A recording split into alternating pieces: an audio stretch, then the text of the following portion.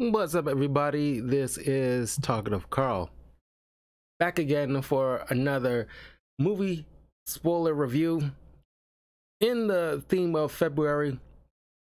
In spirit of love, I think I want to focus on a movie centered around a married couple, and this is like a fun one. Fun with Dick and Jane, starring Jim Carrey and Tia Leone. That came out in 2005. Now, if you guys have been following me along for a good handful of years now, you know Jim Carrey is one of my favorite actors of all time. Very hilarious ever since the days of In Living Color. That he was my all-time favorite. He just spectacular in terms of his comedic timing and just like creativity, and just, you know, I loved almost at least like a good 98% of his work. I loved.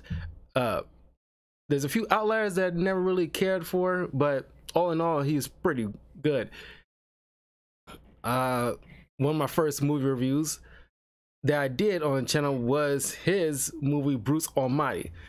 Something I've been wanting to talk about for a hot while, but it's still a lot of Jim Carrey movies I want to review. But maybe I can get around to some Ace Ventura films this summer. I think those are good summer movies that I want to talk about. It seems right for it. I need to really dedicate some time to talk about Ace Ventura, because I haven't seen those movies in quite some time, and they are hilarious to this day. Like, you know, with that, Liar Liar and The Mask, in terms of like grade A Jim Carrey stuff. Anyway, this is like a mid-tier kind of Jim Carrey film. I still thoroughly enjoyed it because it's just, you know, a fun movie.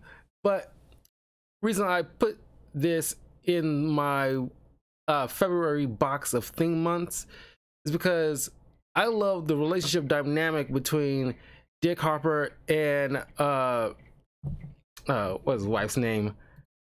Jane. This is right there in the freaking title. Duh, what's wrong with me? This is actually a remake of a 1977 film known as Fun with Dick and Jane. Never seen it, but this is one of those few rare remakes they actually did pretty well. It had like a budget of 100 million and came out double that in the box office. So it was directed by Dean Parisot, and like I said, it stars Jim Carrey as Dick Harper, Tia Leone as Jane Harper. We got Alec Baldwin as Jack McAllister, Richard Jenkins as Frank Bascom, Angie Harmon, Veronica Kleeman, Michael Higgins as Garth, Gloria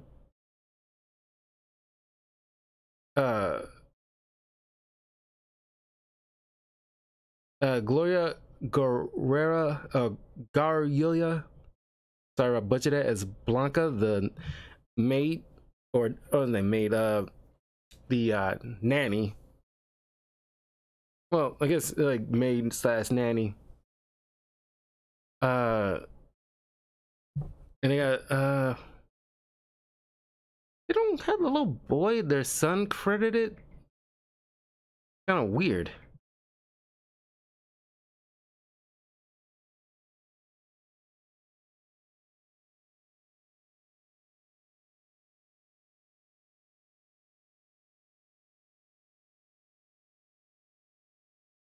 Oh well, anyway,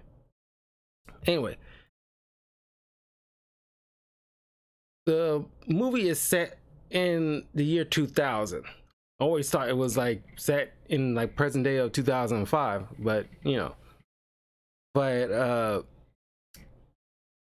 Dick is works for this Globodyne corporation. There's all of a sudden being chosen for the VP of the corporation of communications, and Jane is a travel agent. So they're pretty well off, middle class family. And so they are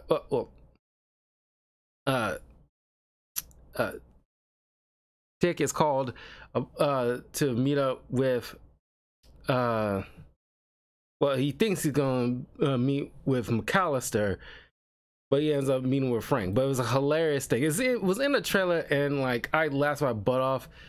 Of course, you know, after so long, well, it's like a 1 year shy of 20 years old film. But Dick goes in the elevator and like he meets up with a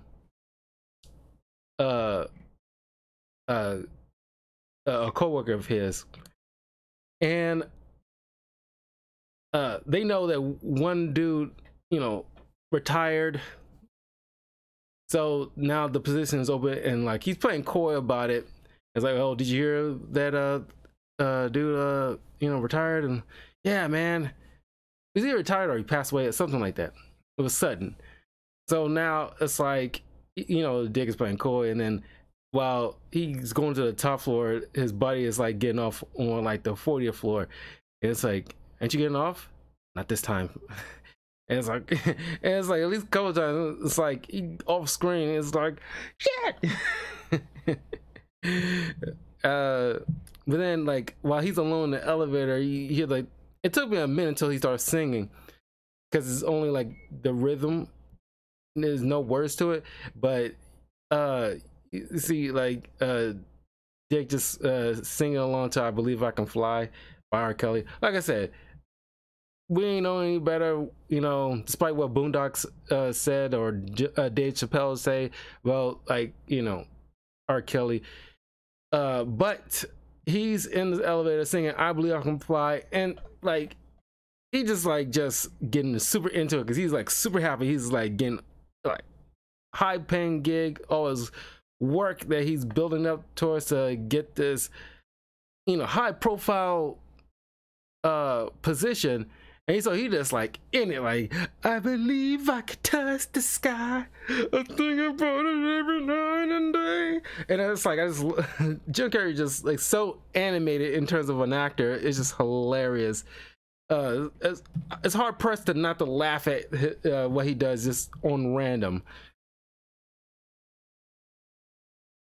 So he meets up with Frank, and he gets told that tomorrow Jack wants to meet him and discuss the position in detail. And so he's going home. He's excited. He's talking with his wife, explaining about the good news, and he suggested that she should quit her job. So now that, oh, hey, I'm you know, getting this new position, that means more money, well enough to cover your end of things, so that way you can stay home and look after our boy. And she's hesitant on that. She's like, oh, like, I don't know about all that. But the next day after, you know, she's at work and she's, you know, hearing, you know, customers piss and moan. I'm not sure how, you know, travel agents and what they deal with and in terms of crazy customers. I imagine they deal with like a lot of out-of-pocket customers here and there. But it's enough for her to, you know, like, okay, F this, and decides to quit without even like, because she never really agreed she was gonna do it. She was like fence sitting. So she just, you know, retroactively, just out of like, I guess you know, the days, you know, I'm pretty sure you had like tough days before, but I guess now that you with like the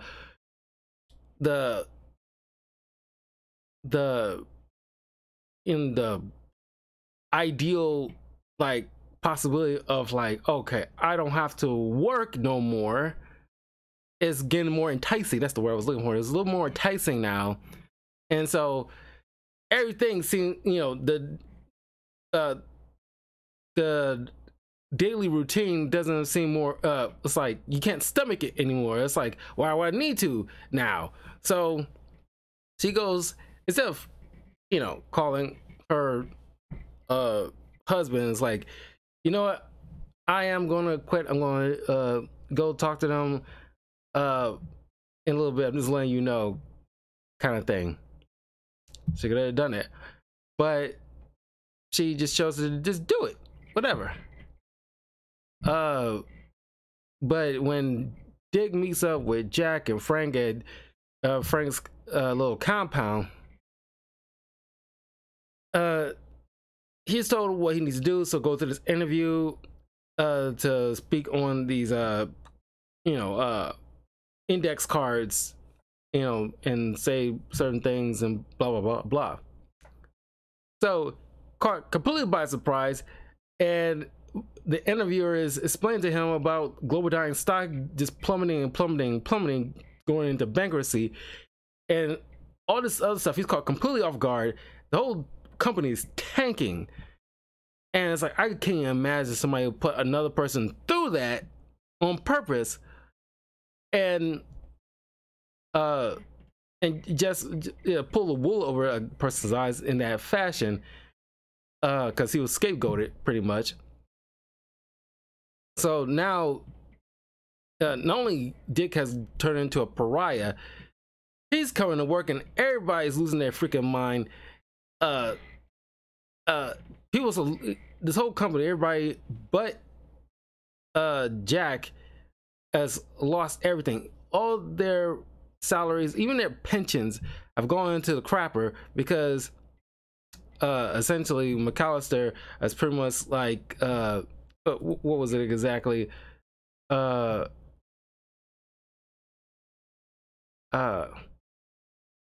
He covertly sold 80% of his shares in the company, and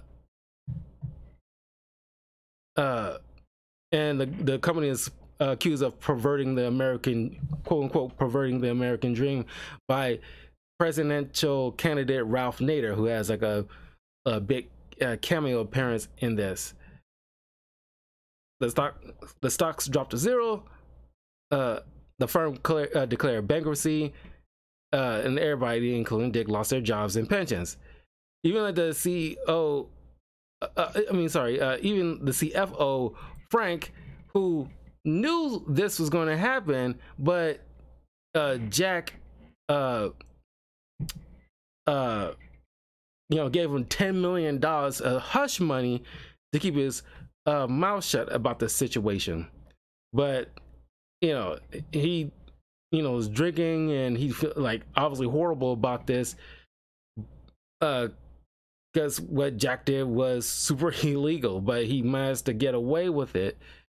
So now Jack is coming home and explains to Jane, after she just like burst out, I quit my job. I did. I was like, oh goody.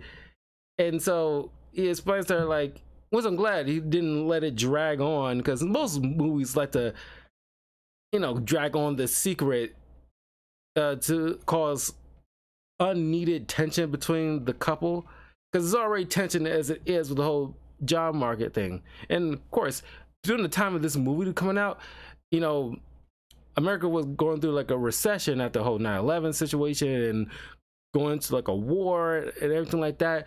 It was a whole thing. At least for a little while. But so to add insult to injury, Jane and Dick, their they had like stocks in Globodyne, and and certain assets that tanked along with the company. So now Dick and Jane has to find new jobs. And of course, Dick expects to find another VP position, and he doesn't want to have to start from the bottom. Because I understand, like, if you work so hard to get to a certain point, but you only had like the VP position for 5 freaking minutes. So you could, it's not like you was there for like a year or something like that after you got the position. It's like, whatever position you had previously, you can just look for something like that. But he'd rather not have to do that. And Jane, I'm thinking, like, she having a hard time finding like a job, and it's like, you quit like after a day. You mean to tell me you can't go back to the job that you worked for the travel agency and explain to them, look, because it's not like you had like some kind of tenuous relationship with your boss or anything like that. It seems like very like a normal thing going on, and you mean to tell me you can't walk back in there and explain to them the situation about like I quit because like my husband was supposed to get this big time position, but the whole company tanked not too long after that. So now we need to like be able to, until he gets back on his feet, we need to be able to bring in like, pay bills and everything like that. So can I just get my job back? Anybody, it's not like she's like her boss was like a dick boss or anything like that. She will seem very understanding. It's like, yeah, no problem. Like, completely understand. Like, it seems very sudden. You quit and then and you come right back kind of thing after a couple of days. So give me like a week so we can like try to prepare certain stuff, and then we can get you back the week following. That seemed a little bit more realistic, because like nobody's heartless and saying like, well, you quit, then you can't come back ever again kind of situation. That's that's something that's like not even in terms of movie logic, that doesn't make any sense. But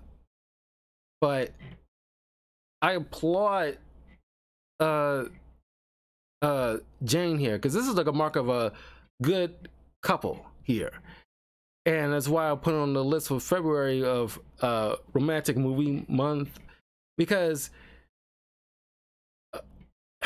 these day and age you don't get women like this, because so far women of this today's day and age are too quick to like dump a dude at the first sign of trouble, because Dick was a great husband, great father, and wanted to be able to take care of the entire family, thing like, oh, I'm going to get this new position that will pay everything. But it didn't pan out, and so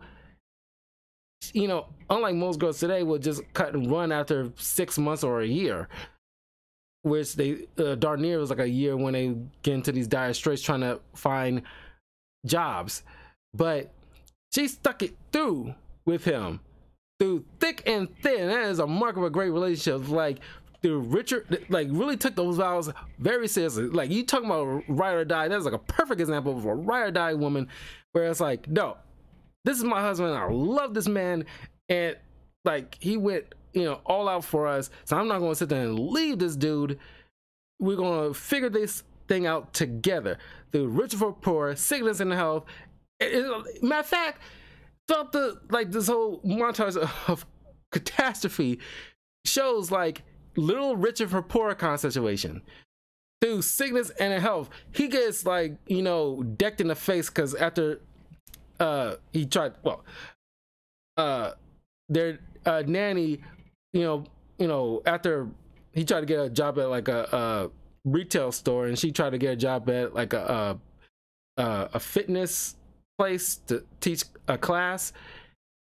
They didn't work out, because like I don't know why I hate retail stores like this, where they expect you to hound the customer by greeting them. You gotta greet everybody, and it's like one of the managers there was like telling Dick like, oh, you forgot one. And it's like some old black woman who accused him of harassing her because he gets told to chase her down to say like, you know, to greet her. It's like, and then he gets fired for that. It's like, oh my God, it's like, you told me to go chase this woman down to just greet her, and just instead of letting that go, I can just greet when she comes back or something, or say goodbye when she comes back. And then of course Jane gets booted from that new job because she accidentally, you know, doing those high kick exercises, she accidentally kicked one of the students in the face. Now I don't see why she had to get fired for that. It's not like she, you know, intentionally wanted to kick this woman. It was a complete accident. You would think, okay, this is because it's played for comedy, obviously, but it's like, you did it on accident. Why would you like fire a person for that? It's like, clearly it was an accident. You got a room for people who can corroborate the incident, and so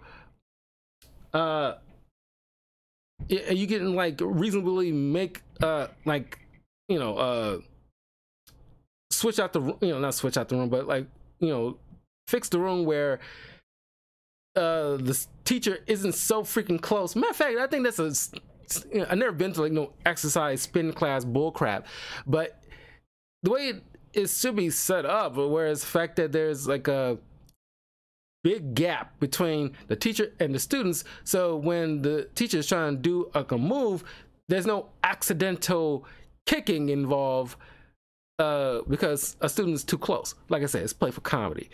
But now where they was expecting some lawn care people to fix up some new grass for their lawn, of course the check bounced, they couldn't pay them, so now they got like just a plot of dirt land compared to all the other houses on the street where they got nice little green grass.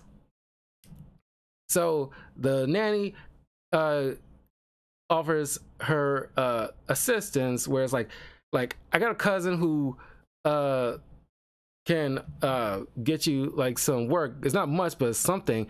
So, and kudos to the nanny. Like, you talking like sticking it out with a sticking out with the people you work for. Clearly had a good relationship with these people, and with the son, teaching the son some Spanish along the way.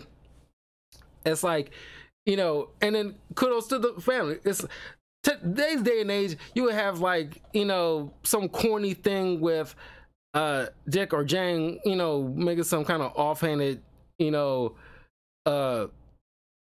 thing where it's like, you know, it doesn't play cheesy or corny kind of relationship, or, you know, trying to make like some kind of racial, you know, disparity or whatever with, you know, between like the couple and the nanny. No, they got a healthy relationship. They're pretty much like family as it is, and they take good care of her, and she looks out for them because like she looks up to these people.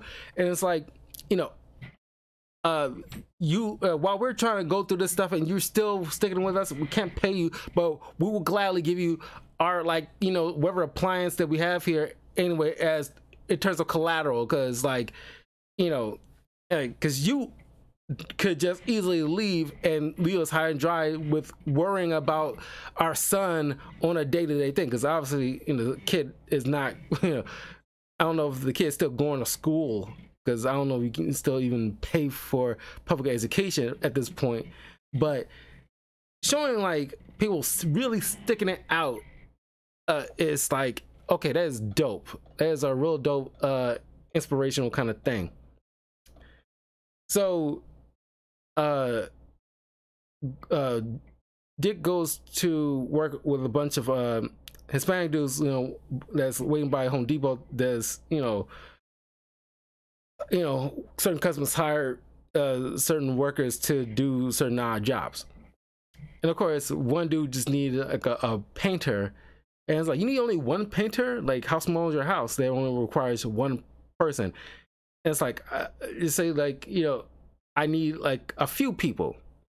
But of course, the one dude jumps on the back of the car. I was like, why would you not stop and let the dudes, hop on board properly? But Dick and this other guy hops on the pickup, and the guy punched Dick in the face, and his jaw is swollen. Well, Jane is getting paid with some bunch of other women to try on these like cosmetic stuff, and one of them gives her an allergic reaction, so it's kind of like swells up her mouth. While Dick, who lost his wallet in the scuffle with that dude, ISIS, pops up and starts deporting a bunch of people, and they assume Dick is Mexican, and so Dick finds a way, to escape Mexico, while Jane covertly sneaks, across the border to pick him up and a couple of other people, and they end up driving off. It's like completely dire kind of straits. And the last straw for Dick is when he get in the mail the final notice about his mortgage, and he sees all the other houses with fresh green grass and sprinklers popping up to water them, and he's like, okay, I had enough. This is it. He reaches the end of his rope, and he's not gonna lose his house and the protection he's providing for his family. So he goes out of his way to go to random people's places to take a knife and dig up parts of their lawns. He even goes to like a golf course, dig up parts of that lawn. He just gather random pieces of green grass that he can dig up, roll up, put it in his car, which he had to downgrade his car, the one he previously had, to like a little crappy version, and drives back to his home and places them, very patchy kind of look to it, but he places it on the ground so he can at least have one thing that he does goes right, and provides, because his wife wanted like some fresh green grass. That was the whole point early in the film, that she wants, she always wanted it done, and now she's making like she's planning on also having like a nice pool for the house, and he can at the very least get like some level of green on the lawn, patchy as it is. She wakes up, Dick is in the bed, doesn't even bother to clean himself. Well, the water and the lights and everything is turned off, so he's literally laying in the bed all just grimy with dirt. And she looks outside and sees that this dude went out of his way to gather lawn pieces so that way she can have a decent looking lawn. And instead of chastising him, this woman just appreciated what he did. And it's like, God, that warmed my soul. The fact that, because so many guys don't get that from certain women. Not all women are negative like that, but it's just like, it's rare to see this day and age. I don't say rare, but it's just, in some cases, guys don't get to see appreciation from girls for effort they put in to trying to make their lives relatively easy. It doesn't need to be perfect, it just needs to be decently easy. And she, like, this man went across town for me to make my lawn look good, even if he had to steal patches of other green grass to formulate this the lawn as the way he did it. And she's like, thank you. It's like, it looks beautiful. And like, of course, it looks crappy to the viewer, but to her, she thinks it's the most beautiful thing in the world. And that is what I'm talking about, like the perfect example of a marriage where it perfectly shows Richard Rapport through sickness and health, with like the, you know, his swollen jaw and her swollen lips. And it's like they literally, like, you know, have health issues. Of course, you know, the swelling will eventually go down, but and through thick and thin, where it's like she literally drove to, I don't know if they was directly in Mexico, but she drove all the way just to pick her man up and help him get across back over the border. And it's like, that is a mark of like a perfect example of a relationship, not a marriage. Well, you know, marriage, yeah, there's a difference between wedding and a marriage. This is a perfect example of a marriage where you stick it out for one another. And it's like, you know, me and a lot of other guys would just find it so heartwarming that a girl could just like go that hard. If you do what you need to do as a man, and your duties, and a woman in turn would show some appreciation and go out of her way to make sure that she doesn't make you feel lesser than. She literally sat in the dirt with this dude trying to contemplate how to make this fix this. She sat in the dirt of their barren lawn with her husband to try to figure this stuff out. She could have easily left, find some other dude if it was any girl these days and age, because they have no clue, like, you know, what this signifies. It signifies a relationship. I love this character. This is like a wife. It's not a girlfriend or a fling or anything like that. This is like a wife, like the textbook definition. A textbook definition of a wife. I love this character and this couple. I love this couple. And so Dick is like, you know, seeing this final notice, he just comes like, just like he saw how he stole all this grass, he figures like, you know what, you know, we're getting screwed every which way. He turns to crime. Not an ideal situation, but this shows like how dire things are getting, and they don't want to lose the house. So he decides he's gonna start robbing people, and of course she goes with him, mostly because like she don't think he really have the gumption to actually go through with it, but she's sticking around just for the shits and giggles because she probably just needed it. So, and just to watch his back, if nothing else. And so she just watching from afar, she just laughing as this dude just like, you know, he tried to steal from a convenience store, but he just ran out, and it's like, and she was like, did you actually steal from that place? And he's like, no, I just left out there without paying for a Slurpee. And she just burst out laughing. It's like, and then he tries again. He thinks he's gonna rob a store, but he walks out helping an old lady with groceries, and she gives him $1 for helping, and it's like, and she just giggling again.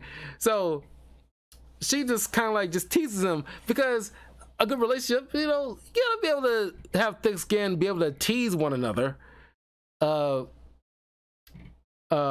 Just, you know, be able to have that kind of jovial banter.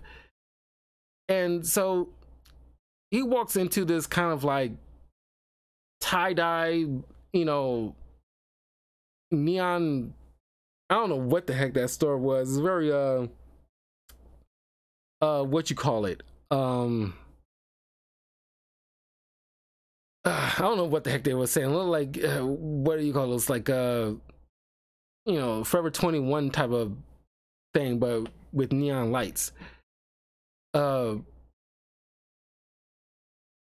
And he actually holds up the place, and the wife is like stunned, like, oh my gosh, he actually did it. So he runs in the store and tries to get him to stop, but then he just blurts out like, we just got a letter from the bank about the notes on the mortgage. We're gonna lose the house if we don't do something. And then she's like, give us the money. So, and then after they rob the place and they, hightail it out of there, they found like a private spot. And I guess the adrenaline was like pumping, everything like that. And it was like a huge rush for them because I guess they didn't have that kind of, they also probably didn't have that kind of like, everything's kind of mundane type of life. But this kind of really kind of kicked things up a notch in their relationship. They end up, having car sex right then and there because it was like, I guess, the adrenaline is like up. So that's when they decide to like up the game, buying different costumes to rob certain people, and they gotten very good at it.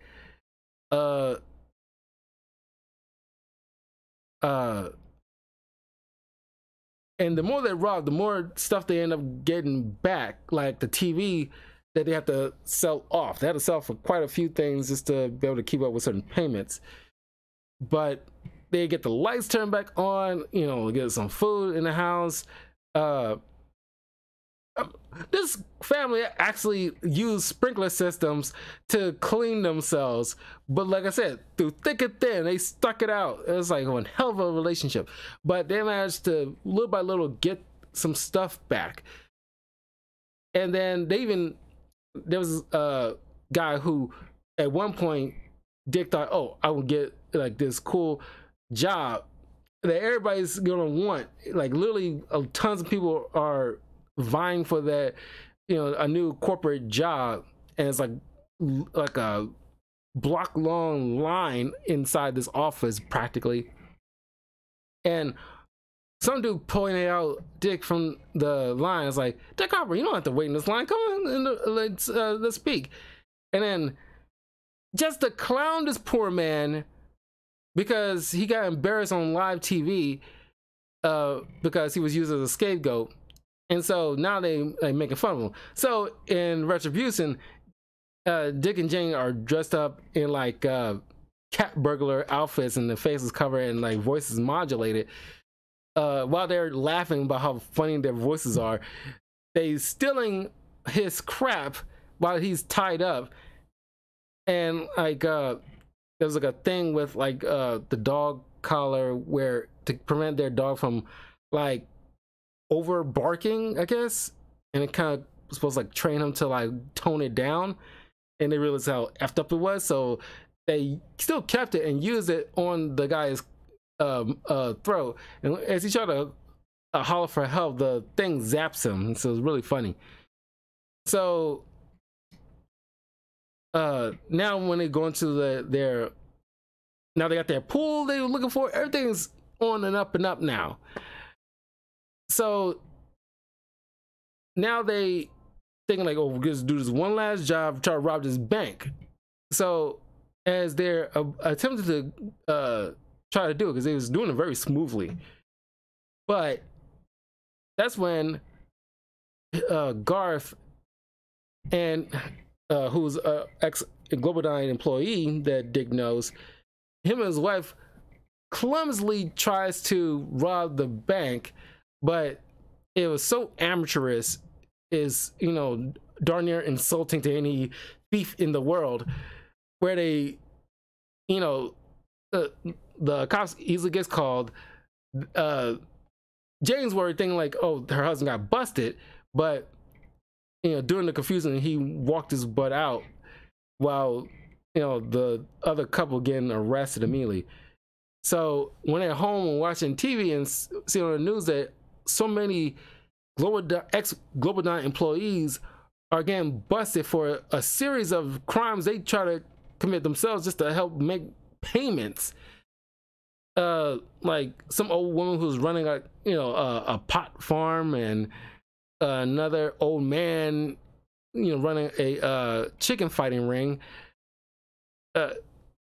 It's like more after more people are just shown going through dire situations. And of course Jack McAllister is like really out hunting while he pretending like he's feeling so bad about it.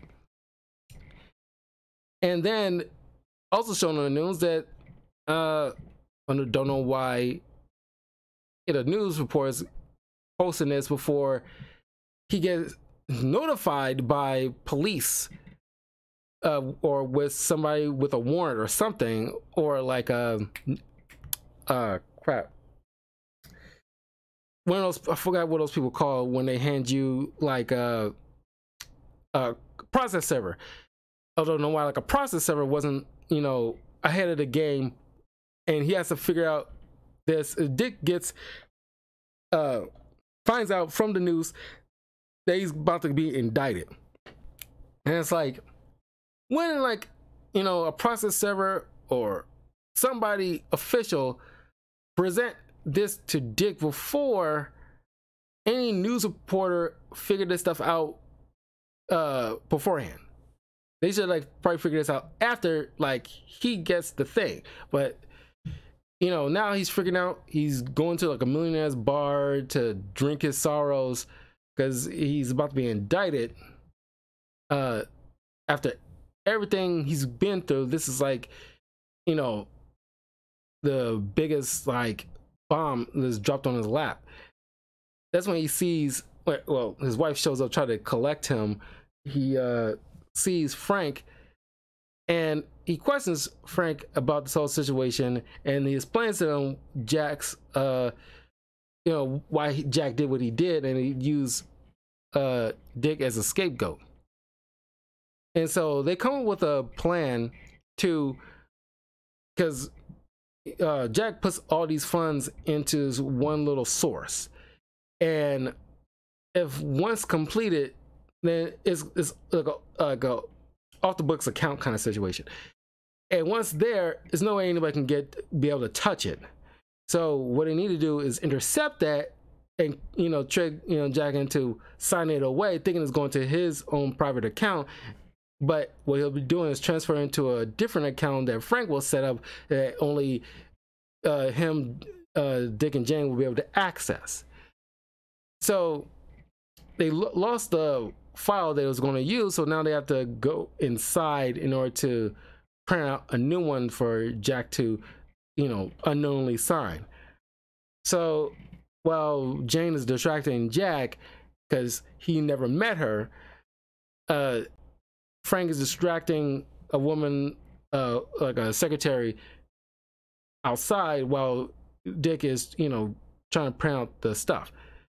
But he gets busted by Jack, and doing some cool like acting, trying to, you know, say like he's like showing him being defeated and holding secretly like with a fake gun Jack like at gunpoint, saying like, "You're gonna sign this over, you're gonna fix my life, you bastard."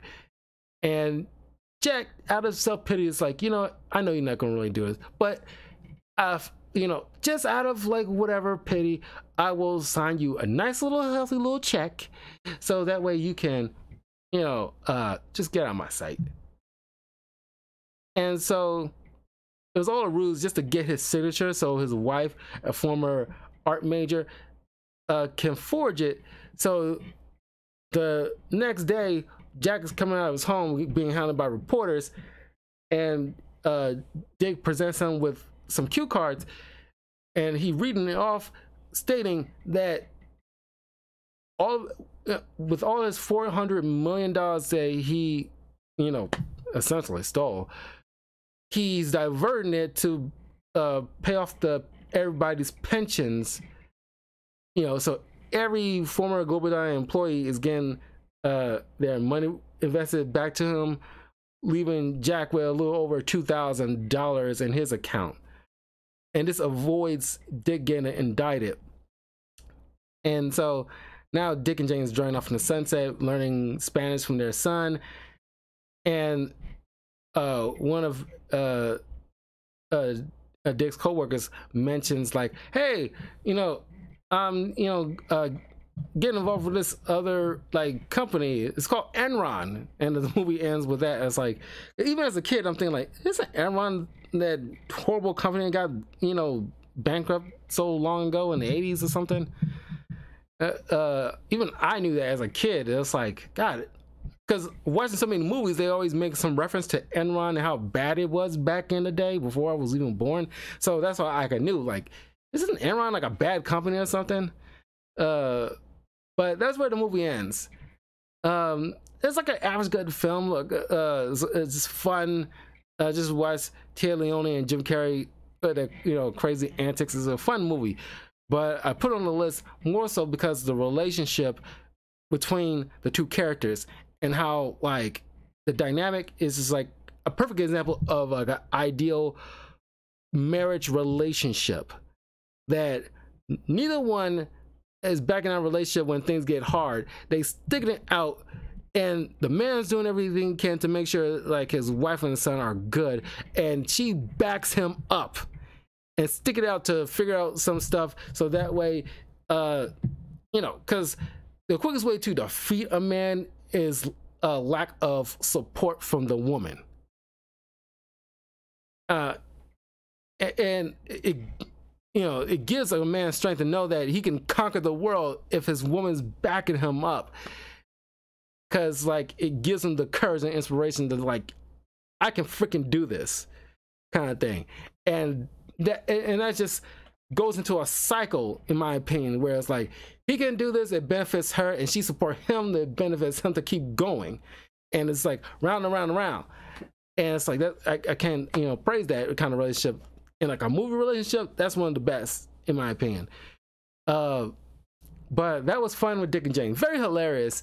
Like I said, Jim Carrey is so funny, and the dynamic between him and Tia Leone is just, the chemistry is there. It's really fun. But anyway, yeah, I was about to mention something about the kid, but I guess the kid wasn't all that important. It's fun just to see him, know that he's there. But it's not like a terrible kid actor, because he, they only put him just enough in to warrant the stakes of the situation, but not so much where he's kind of like annoying, like Jake Lloyd or something, Anyway, I will see you guys in a few minutes for the one final movie for the month of February, White Chicks. That one's gonna be a little quick, but it's something I've been wanting to talk about for a hot minute. But I will see you guys soon. Take care. Have a great weekend.